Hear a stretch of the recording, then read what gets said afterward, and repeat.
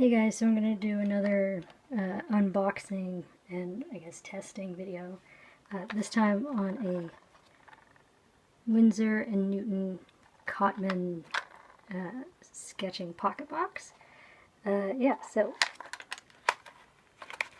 I think this one has 12 colors in it. My Sennelier set with the 21 colors, well, okay, it came with 18 and then I added 3 more. That one was 3 times as expensive as this. So as you can probably see, we've got a plastic box. Very small.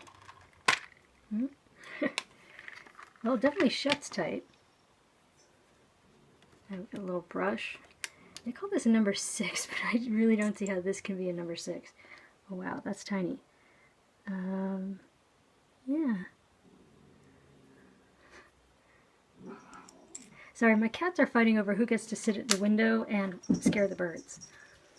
So we've got, yeah, 12 colors. I think I'll unwrap these now. So I thought I'd just try and show you the colors really quick. So we've got Chinese white, intense phthalo blue, ultramarine, burnt umber, burnt sienna. That's not a chicken, that's my cat. Alizarin crimson, yellow ochre, cadmium red pale hue, cadmium yellow hue, sap green, viridian hue, and lemon yellow.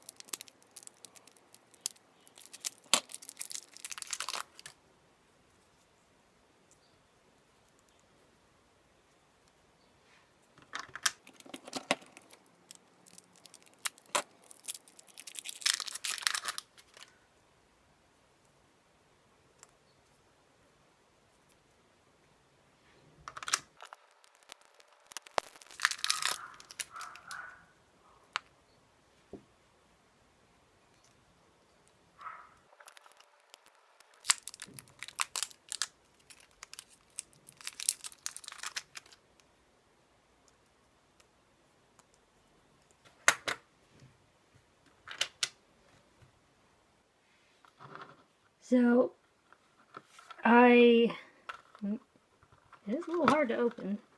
There you go. I put a drop of water underneath each brick, as you might be able to see. And then I went away to have dinner to sort of help let it settle and sort of fill out any space that was left in the pans.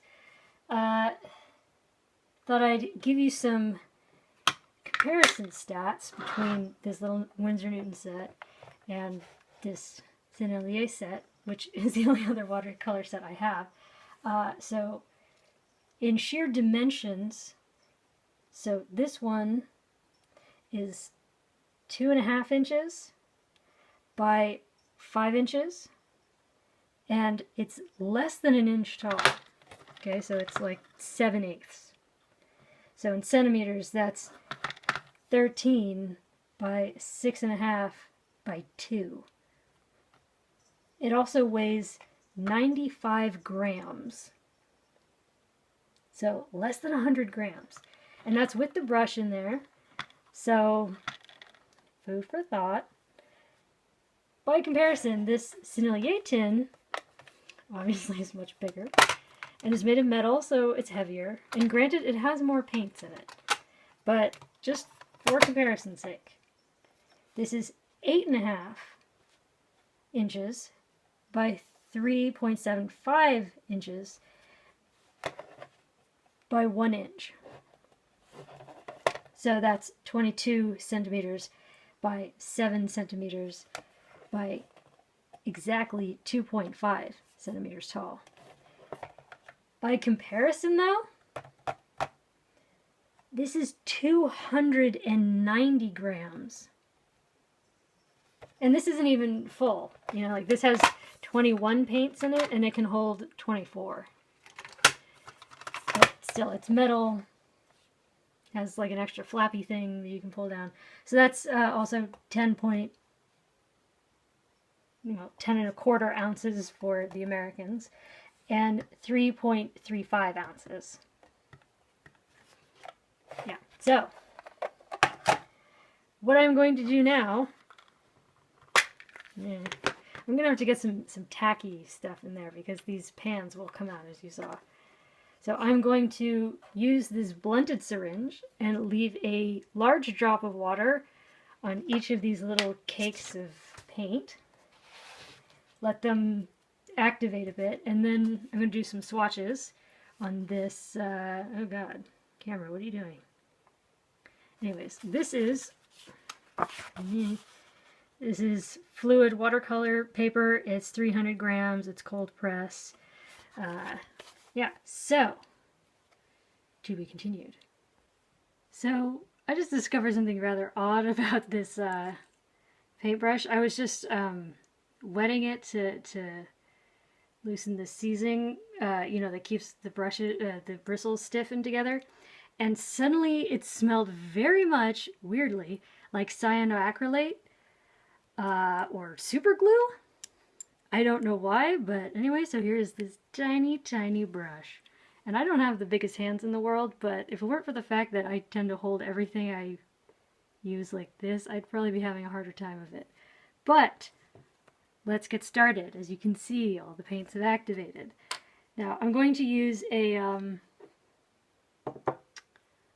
flat brush to sort of get the paper a bit wet so that I can begin a wash, as I have seen some more accomplished people do. So there's that, and we're going to start with lemon yellow. I should probably use a bigger brush because this one is tiny. I'm also trying to keep my hand out of the light so you can see it. Yeah, I'm going to need a bigger brush and a bigger boat.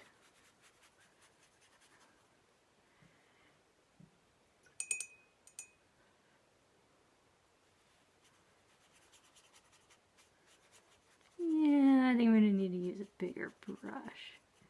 But yeah, that is definitely a cool yellow, I would say. Bigger brush, just because reasons. Alright, so next is Cadmium Yellow Hue, which you might be able to see I've added the pigment information, all of the information I could from the wrappers. So Cadmium Yellow Hue is made of pigment yellow 97 and pigment yellow 65. It has a permanence rating of A, just 1A, but it also had no light fastness rating, which I thought was a bit curious. But I mean, it is a pale color. Lemon Yellow Hue was made of pigment yellow 175 with a light fastness rating of A. but that also had, or sorry, a permanence rating of A and no light fastness rating. So next we've got Cadmium Red Pale Hue. That is definitely orange. I was hoping this would be a warmer red, but this is definitely orange. Okay.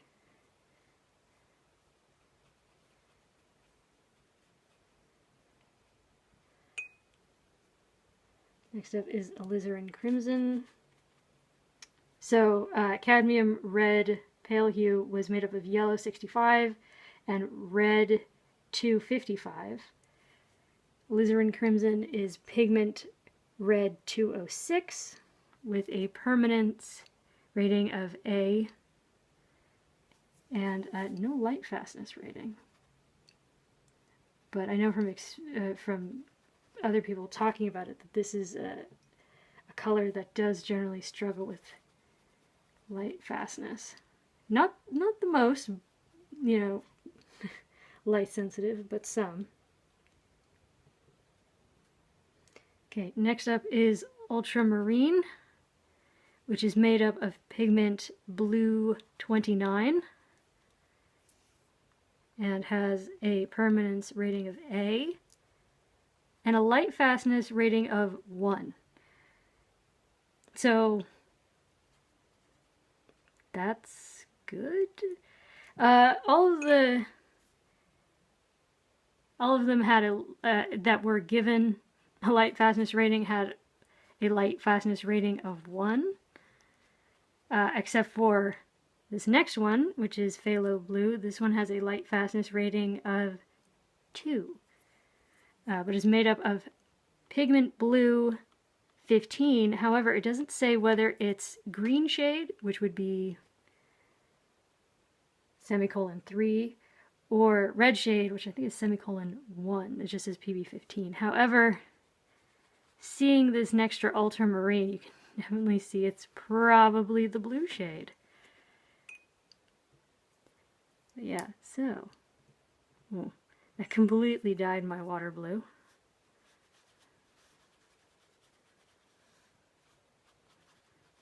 That is a very intense color. No wonder the label said intense phthalo blue. Okay, next one is Viridian Hue, which is made up of pigment green 7. Has a light fastness rating of A. Sorry, permanence of A and a light fastness of 1.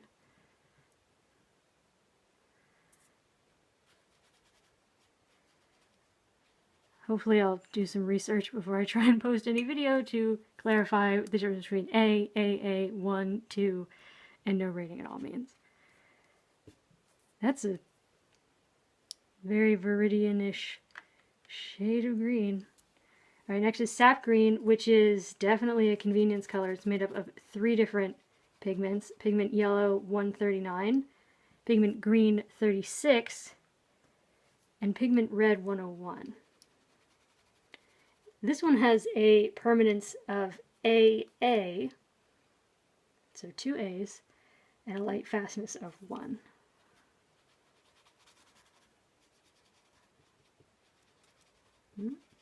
Doesn't want to migrate much. Or maybe I'm just really bad at this, which is quite possibly what's actually happening here. Next up is Yellow Ochre. Get some water down there just to see what difference that'll make. This is made up of Yellow 42 with a permanence of AA and a light fastness of 1.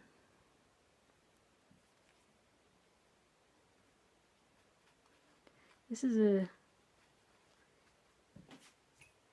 looks opaque. I should have done my lines like I did last time. Alright, next up, Bert Sienna. And I should really learn to put spaces between words when writing. Oh, that's a nice color. It's like it actually reminds me of Sienna. It's very terracotta-ish city.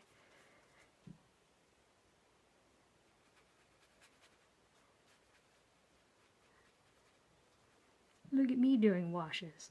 Anyways, next up, okay, so Bert Sienna is Pigment Red 101 with a permanence of AA and a light fastness of 1. This one is Burnt Umber, made up of Pigment Brown 7 and Pigment Yellow 42.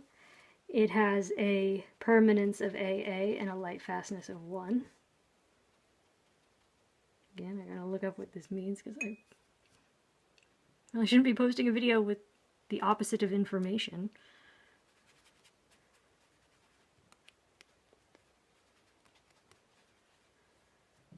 Okay. And there's glare because, you know, why not? Now, the next one, yeah, I really should have put something down because this is Chinese white. Although you can see how dirty the water is, so there's that. Shit. I mean, crap. I mean, oops. Let's try and lift that, and I'm making it worse. It looks like, you know, what is it, the buff titanium or whatever? That not quite white paint I saw in the store today when I bought this. It was a very interesting color.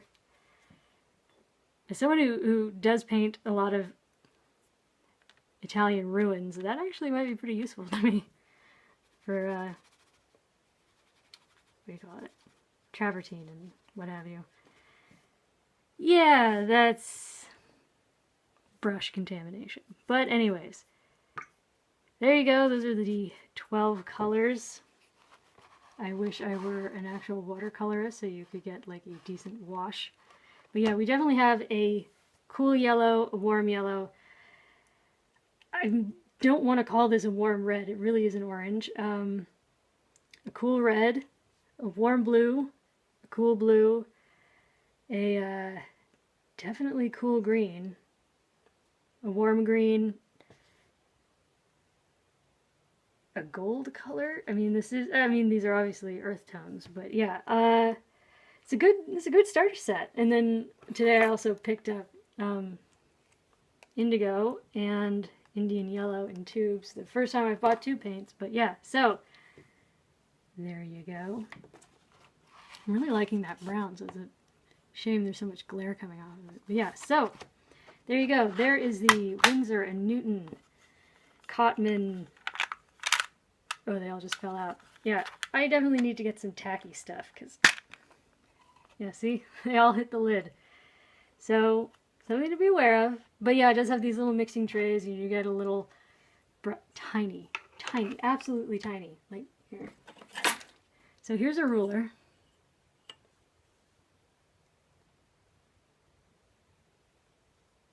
That's insane. I mean, maybe if I were painting something the size of a postage stamp. Anyways, so for your consideration, hope you liked the video. Hope it was helpful. Hope I do the research in time to post it. Anyways, yeah, so there you go. Enjoy. So I also wanted to point out a little problem I've noticed. As you can see, there is a gap in between where these half pans meet the tray that they sit in. And you might be able to see this already. Since there is an incline, you know, there's sort of like this natural, like, if your brush brushes the side of it, I've already got paint down in there. So, yeah. Problem.